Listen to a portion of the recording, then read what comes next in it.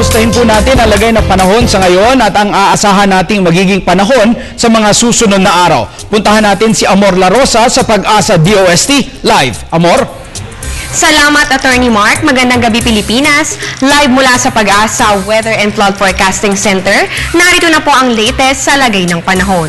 Patuloy po sa pag-iral ang Northeast Monsoon o hanging amihan na nakakaapekto pa rin sa Luzon habang patuloy rin naman na nakakaapekto ang ITCZ o Intertropical Convergence Zone sa Mindanao.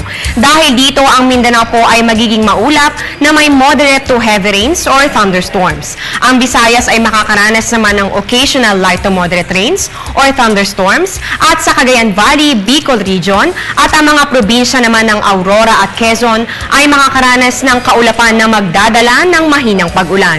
Dito naman sa atin sa Metro Manila at sa natitirang bahagi ng Luzon, magiging partly cloudy with brief rain showers or thunderstorms.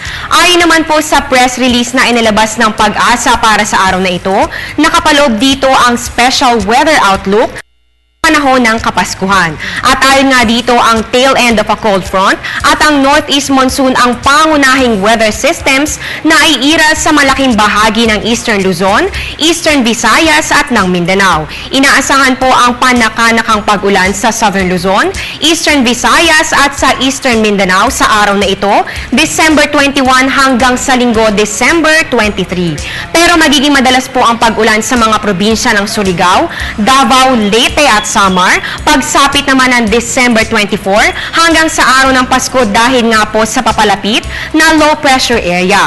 Ang eastern section naman ng Northern at Central Luzon ay makakaranas ng mahinang pag-ulan dahil naman po yan sa epekto ng Northeast Monsoon.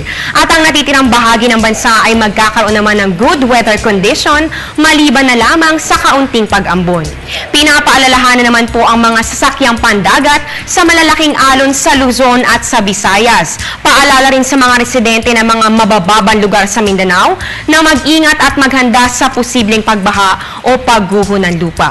Ayon po kay Ms. Connie Dadivas, weather forecaster ng Pag-asa, inaasahang papasok ng bansa ang low pressure area sa darating na linggo at maaari po itong mag-cross sa Mindanao sa darating na Tuesday.